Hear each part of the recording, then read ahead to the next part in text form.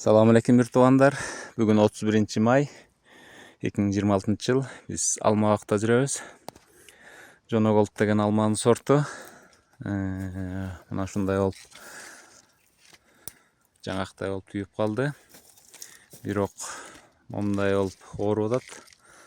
Бул мучнистый роса жолсо ак кебер деген оору экен.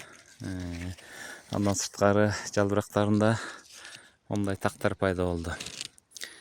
Бул менин оюмча алманын паршасы болуш керек. Мына ошого карата биз азыр дарылоо жүргүзүп атабыз. Ошол составы кандай, ошону айта кетейин. Бул алманы экинчи жолу дарылап атабыз, экинчиси. Азыр составын айтайын. Мына эмнеге кошобуз? Ошол жөнүндө азырынча сөз кыла кетейин. Бул жерде 10 литрлик канистрге нитарт жер темирчисин езип келгенбиз. Бул күчтүү концентрат.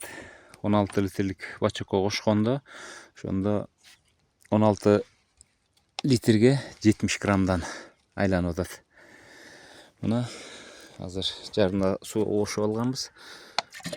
Ошо кошобуз. Андан кийин ситогумат, бул ошо азык затты сиңиргенге жакшы жардам берет. Мындан 30 же болбосо 40 граммдан кошсок болот. Мен азыр ушу тапта азыраак калганына байланыштуу 30 граммдан кошуп атам.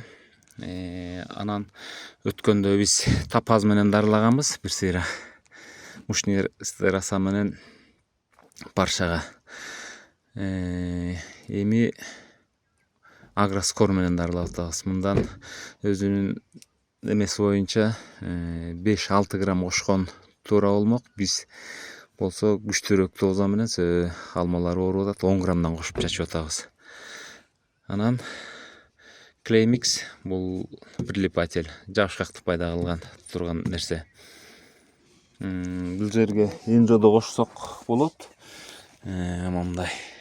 Бул тапаз экен. Мына энжо бул мындан 6 грамм кошсок болот, бирок өткөндө мындан 10-15 күн мурун кошуп чачканбыз. Азыр муну кошуунун деле кажети жок. Мына ошондой. Өткөндө ошо тапаз менен дарылаганбыз. Тапаз в основном бул ак кебер оорусуна каршы, паршага скор жакшы да. Мына ошондой.